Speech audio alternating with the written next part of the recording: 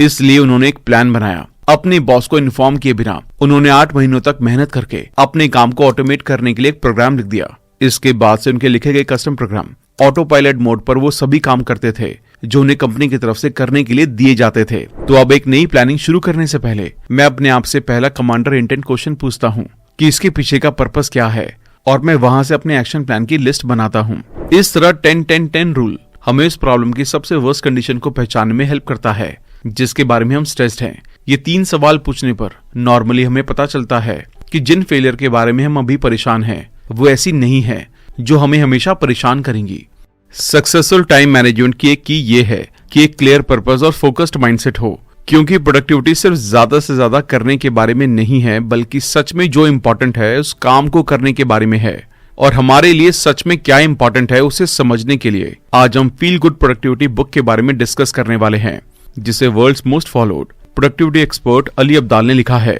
YouTube पर इनके 5 billion से ज्यादा सब्सक्राइबर हैं और Instagram पर इन्हें 7.5 लाख लोग फॉलो करते हैं। इस बुक में आप ये जानेंगे कि जो चीजें आपके लिए मैटर करती हैं उनमें अच्छे से अच्छे रिजल्ट कैसे अचीव किए जाएं। इसके लिए ऑथर 3 मेथड्स बताते हैं: एनर्जाइज, अनब्लॉक और सस्टेन। एनर्जाइज यानी कि अपने आप को एनर्जेटिक रखें। अनब्लॉक रास्ते में आने वाले डर और चैलेंजेस को पार करते हुए अपने छोटे छोटे गोल्स हासिल करते रहें। और सस्टेन जो सक्सेस आपने अचीव की है उसे सस्टेन करते हुए आगे ग्रो करते रहें। तो चलिए फिर एक एक करके तीनों मेथड्स को डिटेल में समझते हैं। सबसे पहला मेथड एनर्जाइज। एनर्जाइज रहने के लिए हमें 3 काम करने होंगे। प्रोसेस को एंजॉय करें, आउटकम को नहीं। अपने हर काम को पूरा करने के लिए उसके प्रोसेस को एंजॉय करें, ना कि सिर्फ उसके आउटकम को। अगस्त 2021 में स्पेनिश रॉक क्लाइंबर एल्बर्टो जिनीज ने टोक्यो में समर ओलंपिक्स में माउंट क्लाइंबिंग में गोल्ड जीता। एल्बर्टो इससे पहले भी कई चैंपियनशिप लगातार एक के बाद एक जीते आए थे। इसकी वजह ये थी कि वो अपने क्लाइंबिंग प्रोसेस को एंजॉय करते थे। जब लोगों ने एल्बर्टो को तेजी से दीवारों पर चढ़ते हुए देखा तो उन्होंने नोटिस किया कि ये उन्हें काफी नॉर्मल लग रहा था। ऐसा नहीं था कि एल्बर्टो अपने कॉम्पिटिटर के मुकाबले बहुत अच्छे थे, बस उनमें और दूसरों में फर्क ये था कि जब वो ऊपर टॉप की तरफ पहुंच रहे थे तो वो ऊंचाई की वजह से स्ट्रेस होने की बजाय नीचे की तरफ देखकर खुशी खुशी ऊपर चढ़ रहे थे। मैथ्यू डिक्स की कहानी लीजिए, जो आज वर्ल्ड बेस्ट सेलिंग नॉवलिस्ट और स्टोरी टेलर हैं। अपनी पहली बुक पब्लिश होने से कई साल पहले डिक्स ने मैकडॉनल्ड में काम किया था। शुरुआत में वो इस काम से झिझकते थे। एक बार अली अब्दाल से बात करते हुए वो बता रहे थे कि उन्हें अपना पूरा दिन बिल्कुल बोरिंग लगता था। बार बार सेम रूटीन फॉलो करना, सुबह से शाम तक ऑर्डर लो और फिर घर चले जाओ। लाइफ में कोई एक्साइटमेंट या कोई चैलेंज ही नहीं था। और इसलिए डिक्स ने ये देखने का फैसला किया कि अपने काम में क्या कोई खुशी वाला ऐसा हिस्सा है जो उन्हें जॉब के रिजल्ट यानी कि सैलरी के लिए नहीं बल्कि काम को एंजॉय करने का मौका दे। यानी कि रिजल्ट नहीं बल्कि प्रोसेस को मजेदार बनाया जाए। और फाइनली उन्होंने अपने लिए एक स्ट्रेटेजी बनाई, अप सेलिंग की। यानी कि वो अब हर कस्टमर से उसके ऑर्डर पर कुछ एक्स्ट्रा लेने को पूछने लगे, जैसे चिप्स लेने के लिए या कोल्ड ड्रिंक लेने के लिए। वो ये काम इसलिए नहीं कर रहे थे कि ऑर्डर का अमाउंट बढ़ जाए, बल्कि इसलिए कर रहे थे क्योंकि उन्हें इस काम में मजा आ रहा था। जब भी वो कोई ऑर्डर सर्व करते तो कस्टमर से ये जरूर पूछते, आप कुछ और लेंगे? अगर वो लेता तो अच्छी बात है, और अगर वो नहीं लेता तो मुस्कुराकर कहते ठीक है और चले जाते। डिक्स ने बताया कि उनके रूटीन में इन छोटे बदलावों के इफेक्ट काफी बड़े थे।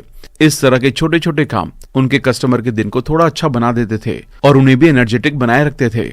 इस वजह से डिक्स ने खुद को अपनी शिफ्टों का इंतजार करते हुए पाया। अब वो अपनी जॉब से बोर नहीं हो रहे थे, बल्कि ज्यादा से ज्यादा लोगों को अपसेलिंग करने की वजह से अपने काम को करने के लिए एक्साइटेड रहते थे। हालांकि देखा जाए तो ये तरीका कोई अपने आप में मजेदार नहीं है, लेकिन डिक्स ने इसे अपने काम का मजा लेने का एक तरीका बना लिया था। और ऐसा करने ने उन्हें एक मोटिवेशन लेस जगह भी काम करने में मजा आने लगा और वो अपने काम को पूरा करने में लगे रहे। दूसरी चीज जो आपको करनी है वो प्रोसेस को ओन करने पर ध्यान देना। आप जिस भी काम को पूरा करना चाहते हैं उसके लिए आपके पास पावर होना जरूरी है। इसके सबसे बेस्ट एग्जांपल में से मुझे प्रोग्रामर फिल टोफिश 106 का लगता है। इनकी कहानी बहुत इंटरेस्टिंग है, आप भी गूगल करके इसे डिटेल में पढ़ना। मैं यहाँ पर इसका ओवरव्यू दे देता हूँ। दरअसल इनका नाम जून 2016 में सुर्खियों में आया, और वो भी इसलिए क्योंकि ये पिछले 6 साल से अपनी कंपनी में एज अ सॉफ्टवेयर डेवलपर काम कर रहे थे, जहाँ उनके काम का ज्यादातर हिस्सा क्वालिटी डिपार्टमेंट में सॉफ्टवेयर को टेस्ट करना होता था। ये उन्हें बेहद बोरिंग काम लगता था, इसलिए उन्होंने एक प्लान बनाया। अपने बॉस को इन्फॉर्म किए बिना उन्होंने 8 महीनों तक मेहनत करके अपने काम को ऑटोमेट करने के लिए एक प्रोग्राम लिख दिया। इसके बाद से उनके लिखे गए custom program auto pilot mode पर वो सभी काम करते थे जो उन्हें कंपनी की तरफ से करने के लिए दिए जाते थे। उनके बॉस ने भी कभी उनसे कोई पूछताछ नहीं की क्योंकि सब कुछ ठीक चल रहा था। लेकिन 6 साल बाद जब कंपनी की क्वालिटी टीम की ऑडिट की गई तो उन्हें पता चला कि उन्होंने लगभग 6 साल पहले से लेकर अब तक एक्टिवली लगभग कुछ काम किया ही नहीं था। अपनी जॉब टाइमिंग के अकॉर्डिंग हर हफ्ते वो 40 घंटे काम करते थे, अपनी अटेंडेंस लगाते थे और जो भी अच्छा लगता था वो करते रहते थे। एक इंटरव्यू में उन्होंने बताया कि पिछले 6 सालों में शायद 85 घंटे एक्चुअली मैंने काम किया है। हालांकि उनका प्लान अच्छा था, लेकिन बिना अपने बॉस को इन्फॉर्म किए अपनी जॉब को ऑटोमेट करने की वजह से अनफॉर्चुनेटली उन्हें जॉब से टर्मिनेट कर दिया गया। मैं ये नहीं कह रहा हूं कि वो एक गलत स्ट्रेटेजी अपनाने वाले गलत इंसान थे और ना ही ये कि वो बहुत अच्छे इंसान थे, लेकिन उनके एक्शन अपने प्रोसेस को ओन करने के माइंडसेट को बहुत अच्छी तरह से शो करते हैं। यहाँ तक कि उन सिचुएशन में भी जिनमें हमारी फ्रीडम और राइट्स कम है, प्रोसेस की ओनरशिप लेना जरूरी है, क्योंकि जब हम सिचुएशन की ओनरशिप नहीं ले सकते तब तक हम किसी भी प्रोसेस की ओनरशिप लेकर पावर को हासिल नहीं कर सकते। जरा सोचिए, अगर उन्होंने ये सोचा होता कि उसने जो किया उस पर उसका कंट्रोल नहीं है क्योंकि उसे वही करना था जो उसके बॉस ने कहा था, तो क्या वो ऐसा कर पाते? जाहिर सी बात है नहीं। वो ऐसा इसलिए कर पाए क्योंकि उन्होंने अपने काम की ओनरशिप लेने का डिसीजन लिया। ऐसी बहुत सी चीजें थी जिन पर उनका कोई कंट्रोल नहीं था, जैसे वो सॉफ्टवेयर जिसे वो टेस्ट कर रहे थे, उनके मैनेजमेंट की प्रायोरिटीज कि पहले क्या करना है और किन कामों को डिले करना है, और उन्हें दिए गए काम की क्वांटिटी। लेकिन बहुत सारे काम थे जो पूरी तरह से उनके हाथों में थे, इसलिए उन्होंने बस इन चीजों पर फोकस किया कि अपने मिले हुए टास्क को टाइम पर कैसे पूरा किया जाए और जो टूल उनके पास हैं उनका यूज करके इन्हें ऑटोमेट कैसे किया जाए। इस तरह उन्हें एहसास हुआ कि उनका काम ऑटोमेटिक हो सकता है और 8 महीने में इसका पूरा सिस्टम बना दिया और ऑटोमेटिक काम करके पैसे कमाने लगे। यहाँ हम सभी के लिए एक लेसन है, भले ही रिजल्ट कोई और डिसाइड कर रहा हो, फिर भी किसी भी काम के प्रोसेस पर ओनरशिप करने का हमेशा एक तरीका होता है। अगर आप कस्टमर सर्विस में काम करते हैं तो हो सकता है कि कंपनी की पॉलिसीज पर आपका कंट्रोल ना हो, लेकिन आप इस बात की ओनरशिप ले सकते हैं कि कस्टमर के साथ आप कैसे बातचीत करते हैं। आप उनकी प्रॉब्लम को सुनने, उनकी प्रॉब्लम्स के लिए सिंपैथी रखने और उन प्रॉब्लम्स का क्रिएटिव सॉल्यूशन ढूंढने की कोशिश कर सकते हैं। अगर आप टीचर हैं तो सिलेबस पर आपका कंट्रोल नहीं हो सकता, लेकिन आप इस बात की ओनरशिप ले सकते हैं कि आप सिलेबस कैसे पढ़ाते हैं। आप अपने स्टूडेंट को समझाने के लिए ऐसे नए तरीके ढूंढ सकते हैं और मजेदार एक्टिविटी करवा सकते हैं जो कॉन्सेप्ट को अच्छी तरह से समझाती हों। और अगर आप किसी फैक्ट्री या असेंबली लाइन पर काम करते हैं तो हो सकता है कि प्रोडक्शन टारगेट पर आपका कंट्रोल ना हो, लेकिन आप इस प्रोसेस में जो कंट्रीब्यूशन देते हैं उसकी ओनरशिप ले सकते हैं। आप अपने काम को ऑर्गेनाइज करने के तरीके ढूंढ सकते हैं, कोई प्रॉब्लम होने से पहले उसके पता चल जाने का कोई तरीका ढूंढ सकते हैं और प्रोसेस में इंप्रूवमेंट के लिए सजेशन दे सकते हैं। इस तरह अपने तरीके से काम करने से अलग पावर हासिल की जा सकती है। तीसरी बात यह है कि जहां पर भी जरूरत हो हेल्प मांग लें। कई लोग दूसरों से हेल्प नहीं ले पाते, तो सवाल यह है कि हम दूसरों की हेल्प कैसे लें ताकि वो लोग हेल्प देने के लिए हमारी तरफ अट्रैक्ट हों, ना कि दूर दूर भागें। तो ऐसा आप इन 3 तरीकों से कर सकते हैं। सबसे पहले आपको पूछने की अपनी अनविलिंगनेस कि यार वो हेल्प करेगा भी या नहीं, इसलिए रहने देते हैं। इस फीलिंग पर काबू पाना होगा।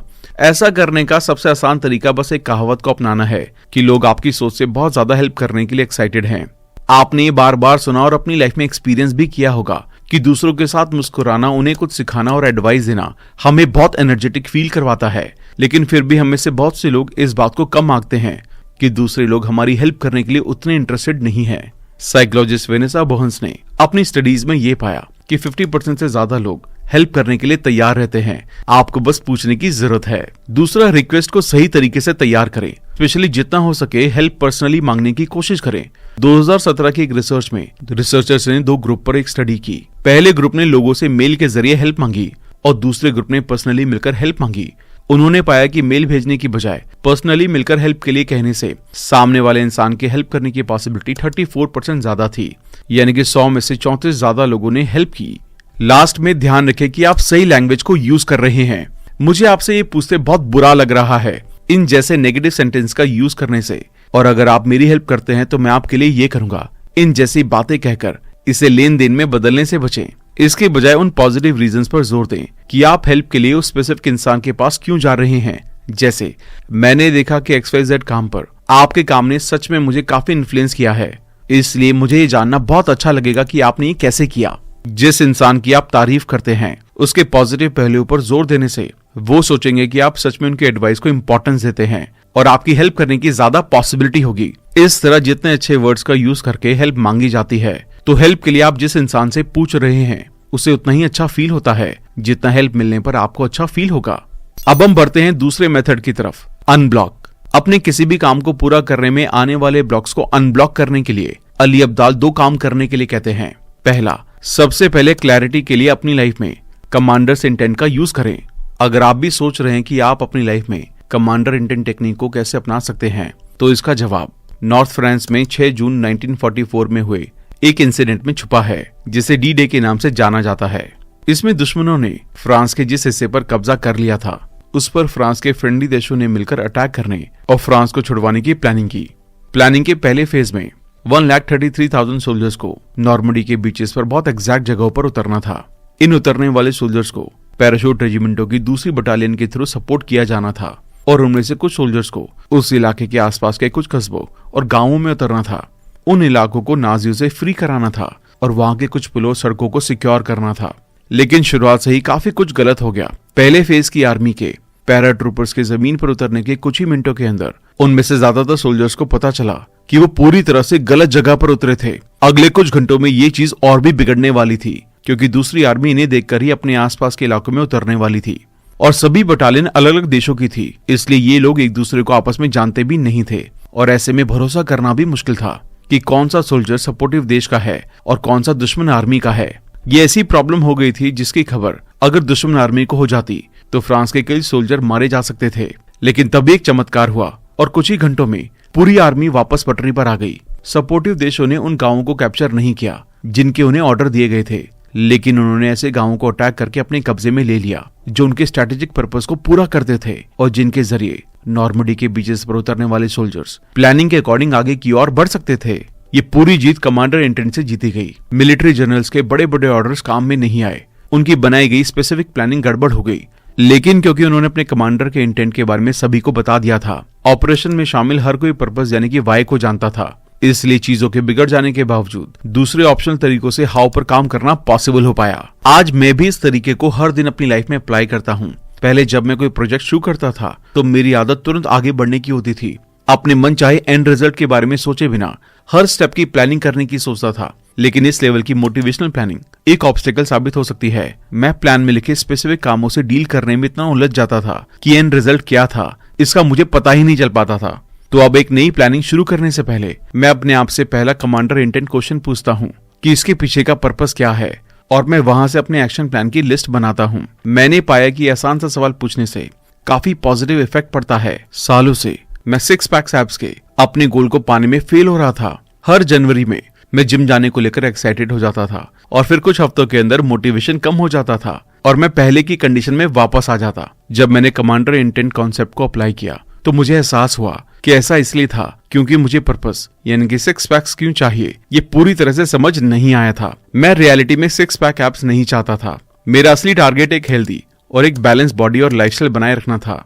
हाँ, कुछ फिटनेस और हैंडसम दिखने से रिलेटेड मोटिवेशन था, लेकिन हेल्दी, फिट और स्ट्रांग रहने का पर्पस क्लियर होने पर ये चीज मुझे मेरे लिए कम इंपॉर्टेंट लगने लगी। आप इस कॉन्सेप्ट को अपनी लाइफ की किसी भी चीज पर अप्लाई कर सकते हैं। जैसे अगर आप फ्रेंच लैंग्वेज सीखना चाहते हैं तो अपने आप से पूछे, इसे सीखने का पर्पस क्या है? क्या आप फ्रेंच में लिखे गए 19वीं सदी के कॉम्प्लेक्स नॉवेल्स को समझने के लिए इसे सीख रहे हैं, या क्या आप पेरिस की अपने आने वाली ट्रिप के लिए ऐसा कर रहे हैं? पर्पस क्लियर होने के बाद इस पर काम करें। जैसे आप लैंग्वेज कैसे सीखने जा रहे हैं? क्या आप किसी ऐप का यूज करने जा रहे हैं, या लैंग्वेज क्लासेस लेने जा रहे हैं, या सिर्फ 1950 के दशक की बहुत सारी फ्रेंच मूवीज को देखकर इसे सीखने का प्लान बनाएंगे? इसी तरह मान लीजिए कि आप एक साइड बिजनेस शुरू करना चाहते हैं, तो डिसाइड करें कि आपका अल्टीमेट गोल क्या है। क्या आप वेकेशन पर जाने के लिए हर महीने कुछ पैसे एक्स्ट्रा कमाने की कोशिश कर रहे हैं, या क्या करोड़पति बनने का गोल बना रहे हैं ताकि आप जल्दी फाइनेंशियली रिटायर हो सकें, या क्या आप कुछ ऐसा बना रहे हैं जिसके बारे में आपको लगता है कि इससे लोगों को हेल्प मिलेगी और उनकी लाइफ बदल जाएगी? अब सोचें कि आपके गोल को पूरा करने के लिए आपका अगला स्टेप क्या होना चाहिए। क्या आपको सचमुच अपनी जॉब को पूरी तरह से छोड़ने की जरूरत है, या बस शाम को कुछ घंटे इस बिजनेस को देकर अपनी जॉब के साथ साथ कंटिन्यू कर सकते हैं? क्या बिजनेस शुरू करने में जल्दबाजी करना अच्छा होगा, या क्या आपको पहले अपनी स्किल डेवलप करने की जरूरत है? दूसरी चीज जो आपको करनी है, डर को दूर करने के लिए 10-10-10 रूल को अडॉप्ट करें। डर का लोगों को कमजोर बना देने का एक रीजन ये है कि हम बर्बादी की तरफ जाने की आदी होने लगते हैं, जिससे हमारे दिमाग में कुछ छोटी मोटी फेलियर भी बड़ी लगने लगती है। हमें ऐसा लगने लगता है कि हर फेलियर से हमारी पूरी लाइफ बर्बाद हो सकती है और हम हमेशा के लिए बेकार हो सकते हैं। जैसे आपको कोई ऐसा इंसान रिजेक्ट कर देता है जिसे आप पसंद करते हैं, एंड में आप डिसीजन लेते हैं कि आप प्यार पाने के लायक नहीं हैं, और आप अपनी लाइफ सिंगल ही बिताएंगे। आपको किसी जॉब के लिए हायर नहीं किया जाता, जिससे आप डिसीजन लेते हैं कि आप किसी भी कंपनी में जॉब पाने के लायक नहीं है और इससे आप अनएम्प्लॉयड और बेघर हो जाएंगे। आप अपने पहले ड्राइविंग टेस्ट में फेल हो गए। एज अ रिजल्ट आप डिसीजन लेते हैं कि आप एक खराब ड्राइवर हैं और आप कभी गाड़ी नहीं चलाएंगे। जब आप अपने आप को इस तरह से नेगेटिव होते हुए देखें तो एक कदम पीछे हटने की कोशिश करें और बड़ी पिक्चर को देखें। सही टूल किट के साथ हम ये फील कर सकते हैं कि चीजें उतनी बुरी नहीं हैं जितनी वो दिखती हैं, इसलिए डर कम हो जाता है। इस प्रोसेस का साइंटिफिक नाम कॉग्निटिव रीअप्रेजल है, मतलब किसी कंडीशन की एक्सप्लेनेशन को बदलना ताकि हम इमोशनली बेहतर फील करें। कॉग्निटिव रीअप्रेजल का मेन गोल किसी इंसिडेंट, आइडिया या इमोशन पर हमारे नजरिए को बदलना है, जिससे हम ज्यादा पॉजिटिव इमोशनल रिस्पॉन्स को एक्सपीरियंस कर सकें। कॉग्निटिव रीअप्रेजल को बिहेवियर में लाने का एक आसान तरीका यह है कि आप खुद को याद दिलाएं कि जिस चीज के बारे में आप इतना बुरा फील कर रहे हैं वो शायद फ्यूचर में उतना मायने नहीं रखेगी। आप अपने आप से ये 3 सवाल पूछकर ऐसा कर सकते हैं, जिसे हम 10-10-10 रूल कहते हैं। आइए देखें कि ये तरीका पिछले एग्जाम्पल्स में कैसे काम करेगा। आपको कोई ऐसा इंसान रिजेक्ट कर देता है जिसे आप पसंद करते हैं। ऐसा होने पर अपने आप से पूछें, क्या 10 मिनट में चीजें ठीक हो जाएंगी? हो सकता है कि आपका जवाब होगा कि मैं अभी थोड़ा उदास फील करूंगा और शायद उस इंसान को अपना चेहरा नहीं दिखाऊंगा। फिर दूसरा सवाल पूछें, क्या 10 हफ्ते में बात बनेगी? आपका जवाब होगा, तब तक शायद मैं आज के मुकाबले कम अपसेट होऊंगा। फिर तीसरा सवाल पूछें, क्या ये बात 10 साल में मायने रखेगी? आपका जवाब होगा, शायद बिल्कुल नहीं। मैं अब और तब के बीच कई ऐसे लोगों से मिलूंगा जो मेरी लाइफ को पूरी तरह से बदल सकते हैं। आपको किसी जॉब के लिए हायर नहीं किया गया। ऐसा होने पर अपने आप से पूछे, क्या 10 मिनट में चीजें ठीक हो जाएंगी? हो सकता है कि आपका जवाब होगा कि दिन के बाकी टाइम काफी उदास फील करूंगा। फिर दूसरा सवाल पूछें, क्या 10 हफ्ते में बात बनेगी? आपका जवाब होगा, शायद हाँ, क्योंकि तब तक मैं कई दूसरी जॉब्स के लिए अप्लाई कर दूंगा। अगर चीजें अब भी ठीक नहीं लगती तो फिर तीसरा सवाल पूछे, क्या ये बात 10 साल में मायने रखेगी? आपका जवाब होगा, बिल्कुल भी नहीं, क्योंकि मैं जानता हूं कि ज्यादातर लोगों ने सफल होने से पहले फेलियर का सामना किया है और लगातार काम करते रहने से वो अपनी लाइफ में बहुत बड़ी कामयाबी को हासिल कर सके। और मैं भी ऐसा कर लूंगा। मैं इस फेलियर को एक छोटी सी अड़चन समझकर इससे सीखूंगा। आप अपने पहले ड्राइविंग टेस्ट में फेल हो गए। ऐसा होने पर अपने आप से पूछे, क्या 10 मिनट में चीजें ठीक हो जाएंगी? हो सकता है कि आपका जवाब होगा, मुझे अपने इंस्ट्रक्टर को ये न्यूज बताते हुए थोड़ी शर्मिंदगी का सामना करना पड़ेगा। फिर दूसरा सवाल पूछे, क्या 10 हफ्ते में बात बनेगी? आपका जवाब होगा, शायद हाँ, क्योंकि तब तक मैं एक और बार ट्रेनिंग लेकर अच्छी तरह से सीख लूंगा और उम्मीद है कि तब तक इसे पास कर लूंगा।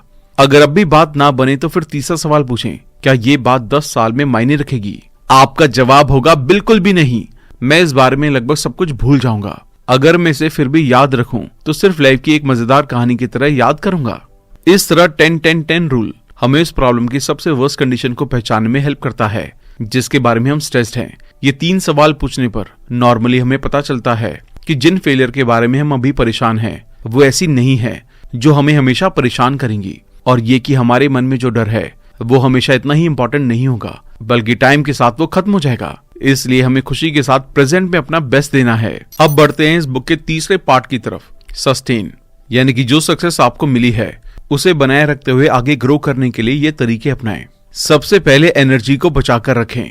इसके लिए जितना हो सके डिस्ट्रैक्शन को रेसिस्ट करें और एक टाइम पर एक ही टास्क पर फोकस करें। ऑथर ने ये 2012 में कंप्यूटर साइंटिस्ट रेचल एडलर और अकेल बुननफिच की एक स्टडी से सीखा। उन्होंने एक एक्सपेरिमेंट किया जिसमें लोगों को एक कंप्यूटर में खुले हुए 6 टैब्स में टास्क को पूरा करना था। एक टैब में पैराग्राफ पढ़ना, दूसरे में पोयम पढ़ना, तीसरे में मेल लिखकर भेजना, और इनमें इसी तरह की 6 एक्टिविटी शामिल थी।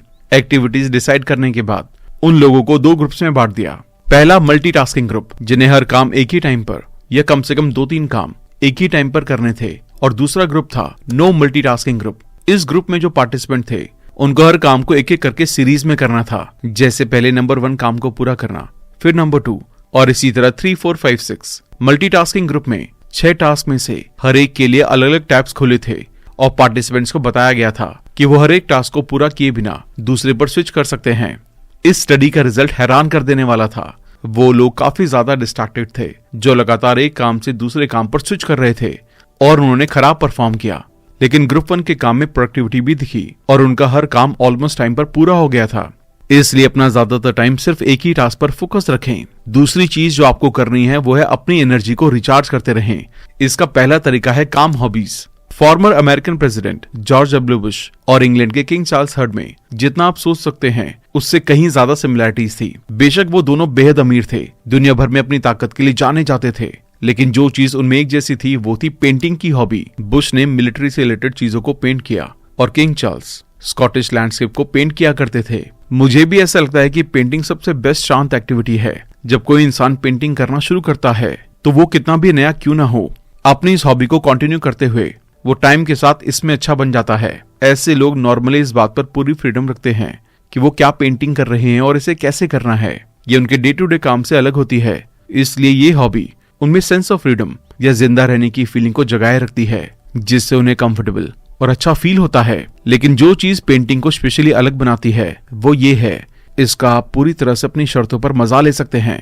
इसका कोई आखिरी पॉइंट नहीं दिखता है और ना ही कोई फाइनेंशियल प्रॉफिट मिलता है। इसलिए ये हॉबी बनाने के लिए एक अच्छी एक्टिविटी है, क्योंकि हॉबी की डेफिनेशन ये है कि किसी हॉबी को जीतने या खोने और बिजनेस में बदलने के लिए नहीं, बल्कि बस मजे के लिए करते हैं, जिससे हमारी एनर्जी रिचार्ज होती है।